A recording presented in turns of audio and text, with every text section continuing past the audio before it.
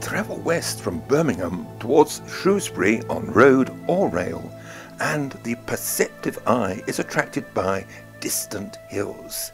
These are Houseman's blue remembered hills, the Shropshire hills that sweep south from Shrewsbury to Ludlow, with the spa town of Church Stretton at their heart.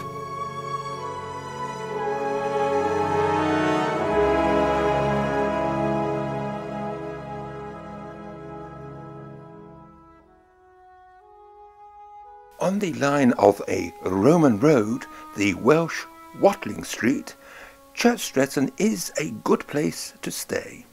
Victorians christened it Little Switzerland, and its popularity continues to this day. Nearby is Carding Mill Valley, which penetrates deep into Long Mynd, a whaleback hill that almost envelops the town. Carding Mill Valley is often busy, but the rough path to Lightspout Waterfall is much quieter. The next valley is Townbrook Hollow, less visited, yet almost within shouting distance.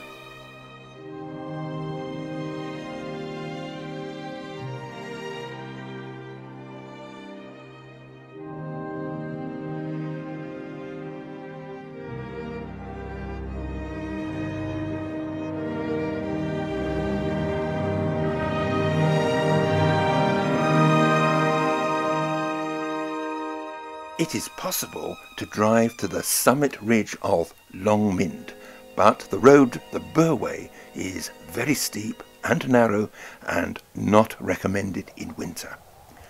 Rising to 1,614 feet, it is Shropshire's highest public road, and there are footpaths aplenty. Caradoc is seen across the valley, reputedly the last stand by Caractacus, the British chieftain against the Romans. Volcanic in origin, it does have the profile of a mountain. No road here, instead requiring an energetic walk to the top for views, which are extensive and well worth the effort.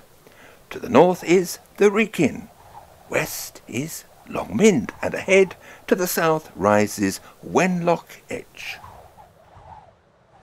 Even the casual eye can pick out the difference in shape between Caradoc and Long Mynd, geologically originating from different parts of the planet millions of years ago. Yet they meet at Church Stretton, which of course came later, but the town sits on a fault line where occasional earth tremors still happen. Another well-trodden path follows the Stiperstones Ridge, not far from the Welsh border.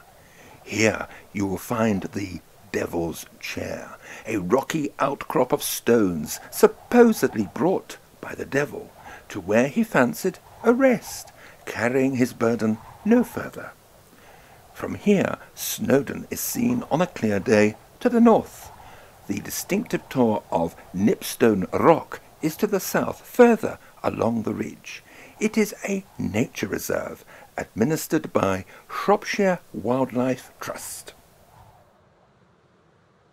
A fairy, a witch, and a magic cow are legendary figures associated with Mitchell's Fold Stone Circle on Stapley Hill. 15 stones are arranged in a rough circle. There may have been as many as 30, but their origin is more obscure than the legend, possibly a focus for funerary rites. The location is breathtaking, overlooking the Vale of Montgomery in the shadow of Condon Hill, both just across the national border in Wales.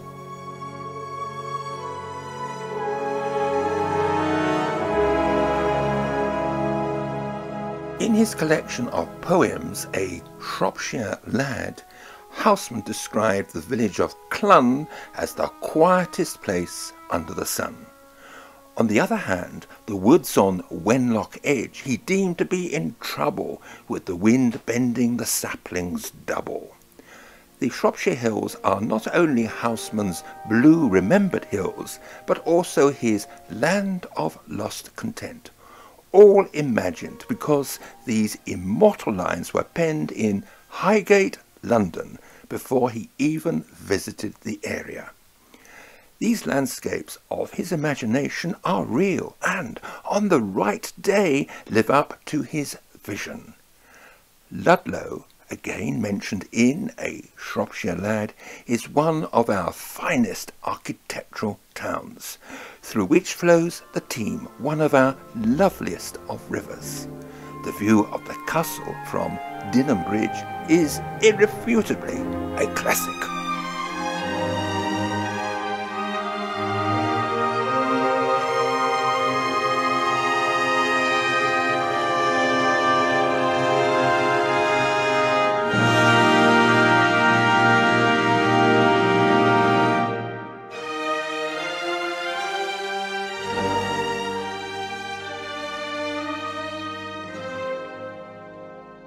A short distance upstream is Bromfield, a village dissected by a main road. Its church has experienced a checkered history. Following the dissolution, part of the old priory was converted into a mansion, and much of what remains today is just a ruin. After a fire, it reverted back to a church, when the old dining room was restored as a chancel. The remarkable painted ceiling was added by the artist Thomas Francis in 1672.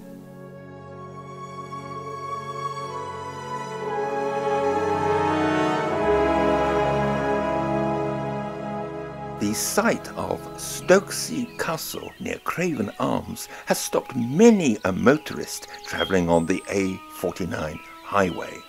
However, what at first attracts the eye is not the castle, but its gatehouse, a structure that appears more complete than its picturesque castle. It was built around 1640, replacing an earlier structure, and the great hall of the castle is 13th century. Remains of the original plasterwork can still be seen in addition to the impressive wooden arches over the hall. For a great view of the castle that is easily missed, take a public footpath winding its way behind the castle towards the railway for a view beyond a pond. Recommended whether you are an English Heritage member or not. North of the Shropshire Hills is Shrewsbury, the county town. It is not a cathedral city, but it has two very fine churches of architectural merit, an abbey and St. Chad's Church, unusual because its ground plan is circular.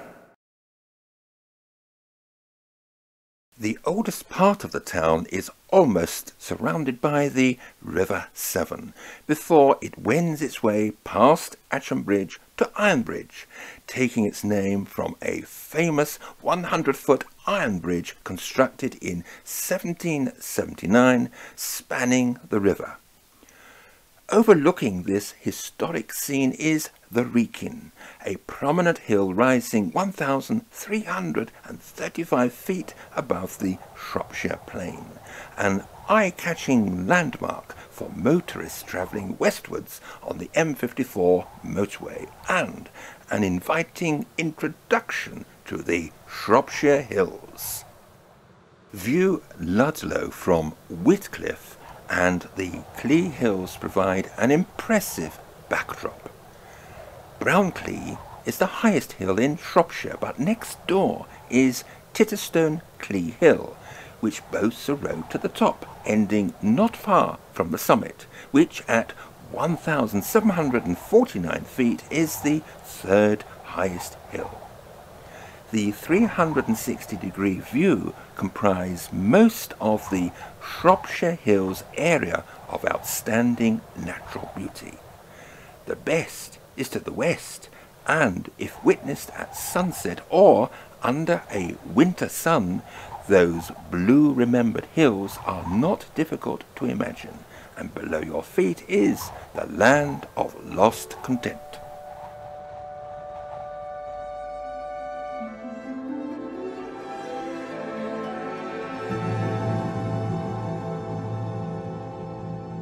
Photography was conducted over several years, using the earliest pen to the latest OMD, with a range of lenses that include the fabulous 12-100. Much of the success of my photography is being in the right place at the right time. Some Lightroom adjustment is undertaken, but never as a substitute to what can be achieved on the day.